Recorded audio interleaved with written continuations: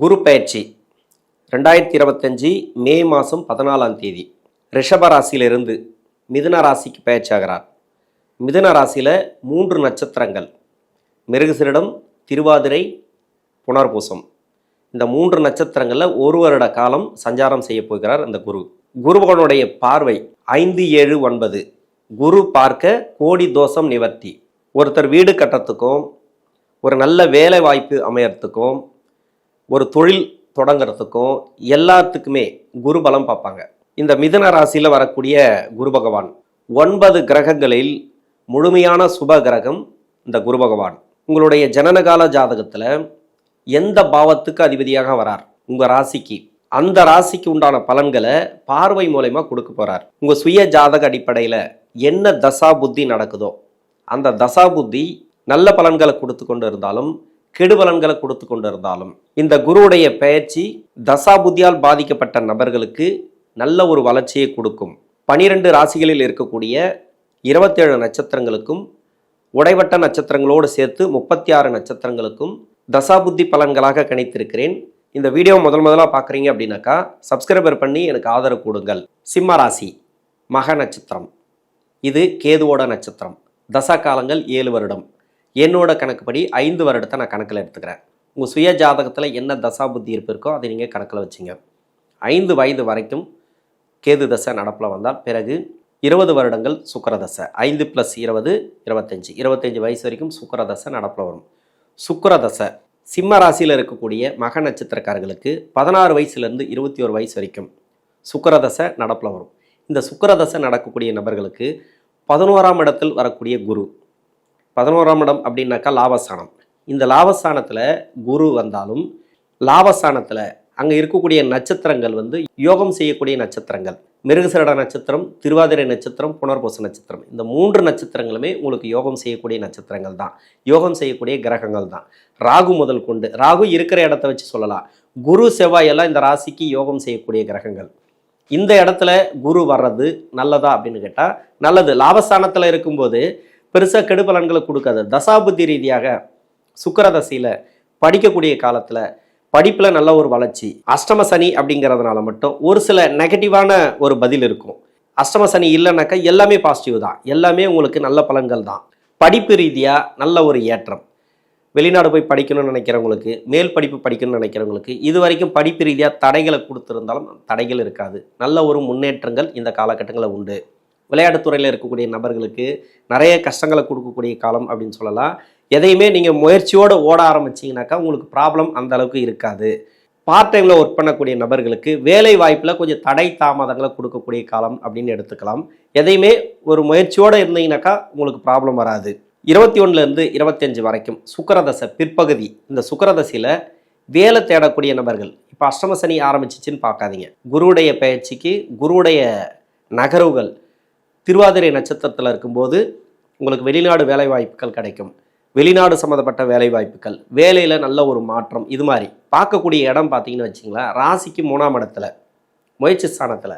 முயற்சி ஸ்தானம் அப்படிங்கிறது நல்ல ஒரு ஊக்கத்தை கொடுக்கும். இந்த குரு உங்களை வேகமாக ஓட வைக்கும், வேகமாக முயற்சி பண்ண வைக்கும். அது மாதிரியான இடத்துல இந்த குரு பகவானுடைய பார்வை இருக்கிறதுனால சிறப்புன்னு சொல்லிக்கலாம். நீங்கள் முயற்சி பண்ணிங்கன்னா உங்களுக்கு வெற்றி வாய்ப்புகளை இந்த காலகட்டங்களில் கொடுக்கும். எல்லாமே பாசிட்டிவாக சொல்லணும்னு கிடையாது. ஏன்னா அஷ்டம சனின்னு ஒன்று இருக்குது. இந்த குரு பயிற்சிக்கு பிறகு இதை நம்ம கணக்கில் எடுத்துக்கணும். இது பெருசாக உங்களுக்கு இப்போ தெரியாது. இன்னும் ஒரு 6 மாதம் போன பிறகு தான் ஒரு சில நெகட்டிவான பலன்கள் நடக்க ஆரம்பிக்கும். நெகட்டிவான பலன்கள் அப்படின்னாக்கா உங்கள் சுய ஜாதகத்தை செக் பண்ணலாம் கூட புதுசாக வேலை தொடங்குறதோ, புதுசாக வேறு இடத்த மாற்றுறதோ வேண்டாம். ஏற்கனவே போயிட்டுருக்கு ஒரு வேலை அப்படின்னாக்கா அப்படியே விட்டுருங்க, நல்லபடியாக போகும். இடத்த மாற்றணும்னு நினச்சிங்கன்னா, வேலையை மாற்றணும்னு நினச்சிங்கனாக்கா வேலை கிடைக்கிறது ரொம்ப கஷ்டமாக இருக்கும். அது மட்டும்தான். 25 வயசுலேருந்து 31 வயசு வரைக்கும் சூரிய தசை. இந்த சூரிய தசை நடக்கக்கூடிய நபர்கள், இந்த ராசிக்கு ராசியாதிபதி தசை. இந்த சூரிய தசை எப்படி இருக்கும் அப்படின்னாக்கா உங்கள் ஜனனகால ஜாதகத்தில் 6, 8, 12 ஆகிய இடங்களில் மறைஞ்சிருந்து தசை பண்ணிச்சுனாக்கா கொஞ்சம் கெடுபலன்கள் உண்டு. ஏன்னா அஷ்டம சனின்றதுனால. 11ஆம் இடத்துக்கு வரக்கூடிய குரு, 11ஆம் இடத்துல இருக்கக்கூடிய குரு உங்களுக்கு அஷ்டம சனியினால் வரக்கூடிய பாதிப்புகள் கொஞ்சம் கம்மி பண்ணும். சூரிய தசையில் அவயோக தசையாக இருந்து நிறைய கஷ்டங்களை கொடுத்துச்சுனாக்கா அதுலேருந்து கொஞ்சம் கம்மி பண்ணும். இப்போ வேலையில் ப்ராப்ளம் இருக்கா, அந்த வேலை ப்ராப்ளம் இருக்காது. முயற்சி எடுக்க முடியாமல் இருக்கிறீங்களா, இப்போ முயற்சி எடுப்பீங்க. அதிகப்படியாக ஒரு ஊக்கத்தை கொடுக்கும். உங்களை வந்து ஒரு பூஸ்ட் கொடுக்கும், ஒரு புத்துணர்ச்சியை கொடுக்கும். இந்த காலகட்டங்களில் தெளிவான முடிவெடுக்கக்கூடிய சூழ்நிலைகள் ஏற்படும். வேலை ரீதியாக, பொருளாதார ரீதியாக எல்லாத்துலேயுமே உங்களுக்கு ஒரு செலவு வருதுன்னா அந்த செலவு செய்யலாமா செய்யக்கூடாதா அப்படின்னு யோசிப்பீங்க. அது மாதிரியான யோசனைகளை கொடுக்கக்கூடிய காலம்னு சொல்லலாம். திருமணத்துக்காக முயற்சி பண்ணுறீங்களா? இப்போ அஷ்டம சனி நிறைய தடைகளை கொடுத்துருக்கும். அஷ்டம சனி அப்படிங்கிறதுனால நிறைய தடைகளை கொடுக்கும். அந்த தடை இருக்காது, ஏன்னா 7ஆம் இடத்துக்கு குருவுடைய பார்வை இருக்குன்றதுனால அருமையான உங்களுக்கு திருமண வாய்ப்புகள் உண்டு. லவ் சம்மந்தப்பட்ட திருமணம்லாம் நடக்கிறதுக்கு வாய்ப்பு இருக்குது. அதாவது லவ் சக்ஸஸ் ஆகும். திருமண ரீதியாக நிறைய உங்களுக்கு தொய்வுகள் இருந்தாலும் திருமணத்தில் ஒரு ஏற்றங்களை பார்க்கலாம். இப்போ திருமணம் ஆயிடுச்சு, கணவன் மனைவிக்குள்ள ப்ராப்ளம், 7ஆம் இடத்துக்கு குரு பார்வை இருக்குது, நல்ல ஒரு முன்னேற்றம். இப்போ தான் சேர்ந்து வாழக்கூடிய வாய்ப்பு. இப்போ அஷ்டம சனி வருது. ஒரு சில பேர் சொல்லியிருப்பாங்க அஷ்டம சனி வந்தாலே திருமண வாழ்க்கையில் நிறைய நெருக்கடி வரும், பிரித்து விட்ருவோம் அப்படின்னு. அப்படி கிடையாது. இப்போ குருவுடைய பார்வை 7ஆம் இடத்துக்கு இருக்கிறதுனால, ராகு 7ஆம் இடத்துல இருக்காரு. கலத்திர பாவத்தில் ராகு இருந்தாலே நிறைய கஷ்டங்கள் தான். அந்த கஷ்டங்கள் வராமல் இப்போதைக்கு இந்த குருவுடைய பார்வை உங்களுக்கு நல்ல ஒரு மாற்றங்களை கொடுக்கும். திருமண ரீதியாக குழந்தை பாக்கியத்துக்கு நல்ல ஒரு ஏற்றம். குழந்தைகள் இருக்கா, சுப செலவுகள் இந்த காலகட்டங்களில் உண்டு. 31 வயசுக்கு மேலே 41 வயசு வரைக்கும் சந்திரதசை. இந்த நட்சத்திரம் வந்து பார்த்தீங்கன்னாக்கா மக நட்சத்திரம். இந்த மக நட்சத்திரத்தில் சந்திரன் இருக்கும்போது வீடு கொடுத்த கிரகத்தை விட அந்த கால் கொடுத்த கிரகம், அதாவது அந்த நட்சத்திராதிபதி கேது மறையாமல் இருந்தால் இந்த அஷ்டம சனி உங்களுக்கு நல்லாவே இருக்கும். குரு பயிற்சி உங்களுக்கு நல்லாவே இருக்கும். குருவுடைய பார்வை உங்களுக்கு சிறப்பு. எதுவாக இருந்தாலும் சரி, தசை நல்லா இருக்குனாக்கா பெருசாக கோச்சாரத்தில் வரக்கூடிய கிரகங்கள் உங்களுக்கு கெடுபலங்களை கொடுக்காது. வீடு கொடுத்த கிரகத்தை விட கால் கொடுத்த கிரகம் மகம் அப்படின்னா கேதுவோட நட்சத்திரம். அந்த கேது பகவான் சந்திர பகவானுக்கு மறையாமல் இருக்கணும், அவ்வளோதான். அப்படி இருந்தால் சிறப்பு. அப்படி இருந்தால் அந்த தசை ஃபுல்லாகவே உங்களுக்கு நல்லா இருக்கும் அப்படின்னு எடுத்துக்கலாம். அஷ்டம சனிங்கிறது பெருசாக கெடுபலன்களை கொடுக்காது. ஒரு கவர்மெண்ட் ஜாபுக்காக ட்ரை பண்ணுறீங்க, எக்ஸாம் எழுதிட்டு வெயிட் பண்ணுறீங்க, இப்போ கிடைக்கிறதுக்கான வாய்ப்புகளை கொடுக்கும். தொழில் தொடங்கணும்னு நினச்சிங்கனாக்கா முதலீடுகள் வேண்டாம், பெரிய முதலீடுகள் வேண்டாம், சிறிய முதலீட்டில் தொழில் பண்ணலாம். ஏற்கனவே தொழிலில் போயிட்டுருக்கீங்கன்னா அந்த தொழிலை தாராளமாக பண்ணிகிட்டே வாங்க. புதுசாக தொழில் தொடங்க வேண்டாம். புதிய இன்வெஸ்ட்மெண்ட்டு தவிர்ப்பது இந்த காலகட்டங்களில் நல்லது. லாபஸ்தானத்தில் குரு வருது, லாபத்தை கொடுக்கும் அப்படின்னு சொன்னால் கூட அஷ்டம சனி அப்படிங்கிறது ஒன்று இருக்குது. எல்லாத்துக்குமே வலு ஒன்றே ஒன்று அஷ்டம சனி மட்டும்தான். 41 வயசுலேருந்து 48 வயசு வரைக்கும் செவ்வாதசை. செவ்வாய் இந்த ராசிக்கு யோகாதிபதி தான், சுகஸ்தானாதிபதி தான். வண்டி வாகனம் அப்படின்னு சொல்லக்கூடிய இடம், ப்ராப்பர்ட்டி சேர்க்கை எல்லாத்தையும் கொடுக்கக்கூடியவர் செவ்வாய் தான். அவரே பாக்கியஸ்தானாதிபதியாக வராரு, இல்லைன்னு சொல்லலை. இது வந்து இந்த செவ்வாதசையில் குரு எப்படி செயல்படும் அப்படின்னாக்கா, ஒரு ப்ராப்பர்ட்டி கொடுக்கும். அந்த ப்ராப்பர்ட்டி ரீதியாக ஒரு சின்ன கடனை கொடுக்கும். ஒரு ப்ராப்பர்ட்டி வாங்கினா அந்த ப்ராப்பர்ட்டிக்கு சின்ன ஒரு கடனாவது வாங்கணும். நீங்கள் கையில் கரெக்டாக காசு எடுத்து போவீங்க, ஆனால் அங்கே போய் பத்தாது. ஏதோ ஒரு கடன் வாங்குற மாதிரி இருக்கும். அது மாதிரி லோன் மாதிரி ஏதாவது சின்ன சின்ன லோன் கடன் இது மாதிரி கொடுக்கும். 6ஆம் இடத்தோடு சம்மந்தப்பட்டுச்சுன்னா, 6ஆம் அதிபதி நட்சத்திரத்தோடு சம்மந்தப்பட்டுச்சுன்னா உடல்நிலை தொந்தரவுகளை இந்த காலகட்டங்களில் கொடுக்கலாம் செவ்வாதசையில். ஆனால் இந்த குருவுடைய நகர்வுகள் பார்த்தீங்கன்னாக்கா, எது உங்களுக்கு கஷ்டத்தை கொடுத்தாலும் உடனே ரிலீஃப் ஆகிடுவீங்க. ஒரு நோய் கொடுத்தா உடனே நோயிலேருந்து வெளியே வருவீங்க. கடன் கொடுத்தா அந்த கடனை உடனே கட்டி முடிப்பீங்க அந்த வருஷத்துலேயே. அது மாதிரி கொடுக்கும். 48 வயசுக்கு மேலே 66 வயசு வரைக்கும் ராகு தசை. ராசிக்கு 7ஆம் இடத்துல ராகு கோச்சார ரீதியாக. உங்கள் சுய ஜாதகத்தில் அதே இடத்துல இருந்தாலும் சரி, மகர வீட்டில் சனியோட வீட்டில் இருந்தாலும் சரி, இந்த 2 இடத்துல இருந்துச்சுனாக்கா சொல்ல முடியாத கஷ்டங்களை கொடுத்து கொண்டு இருக்கும் ராகு தசை. அதே உங்கள் லக்னத்துக்கு அவயோகம் செய்யக்கூடிய வீட்டில் இருந்து ராகு பகவான் தசை நடத்துச்சுனாக்கா சொல்ல முடியாத கஷ்டங்களை கொடுத்து கொண்டு இருக்கும். யோகம் செய்யக்கூடிய வீட்டில் இருந்துச்சுன்னா ராகு தசை பெருசாக பண்ணாது. ஒரு வெளிநாடு வேலை வாய்ப்பு, நல்ல ஒரு வேலை, ஒரு தொழில், ஒரு பிஸ்னஸ் மேனு, ஒரு தொழிலதிபர், இப்படி கூட இருக்கலாம். நிறைய பேர் இருக்காங்க, நல்லாவே இருக்கிறாங்க. அவயோகத்திலேருந்து தசை பண்ணிச்சுனாக்கா இருக்கிற இடம் தெரியாமல் இருக்கிறாங்க. அது மாதிரி இருக்கக்கூடிய நபர்களுக்கு இந்த குருவுடைய நகர்வுகள் அப்படிங்கிறது, குருவுடைய பயிற்சி அப்படிங்கிறது அபரிவிதமான வளர்ச்சிகளை கொடுக்கும். ஒரு பணம் வரணும் அப்படின்னாக்கா ரொம்ப நாளாக வெயிட் பண்ணிக்கலாம், அந்த பணம் வரும். ஒருத்தர்கிட்ட கடன் கேட்டிருந்தீங்கன்னா அந்த கடன் கிடைக்கும் இந்த டைமில்.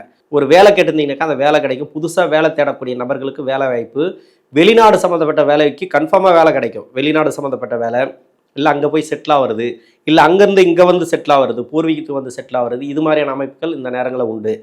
கூட்டுத்தொழில் நண்பர்கள் வழியில் கொஞ்சம் ப்ராப்ளத்தை கொடுக்கும். 7ஆம் இடத்துல ராகு இருக்கிறது கூட்டுத்தொழில் வழியில் கொஞ்சம் பிரச்சனை கொடுக்கும். நண்பர்கள் வழியில் கொஞ்சம் ப்ராப்ளத்தை கொடுக்கும் அஷ்டம சனின்றதுனால.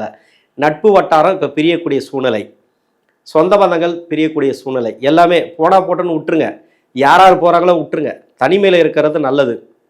அஷ்டம சனியில் தனிமைப்படுத்திடும். குருவுடைய பயிற்சி அப்படின்ட்டு ஒரு 20% சொல்லலாம். மீதி எல்லாமே 80% வந்து தசாபுத்தி ரீதியாக சனி பகவான் தான் கொடுக்கணும் எல்லாத்தையும். தொழில் ரீதியாக இப்போ நார்மலாக ஒரு தொழில் போயிட்டுருக்கு, தாராளமாக போயிட்டுருக்கட்டும், நல்லாவே போகும். புதுசாக தொழில் தொடங்குறதோ புதுசாக ஒரு வேலையை மாற்றுறதோ வேண்டாம். வேலையை விட்டுட்டு இன்னொரு வேலை பார்க்கலாமான்னு தோணும், பண்ணாதீங்க.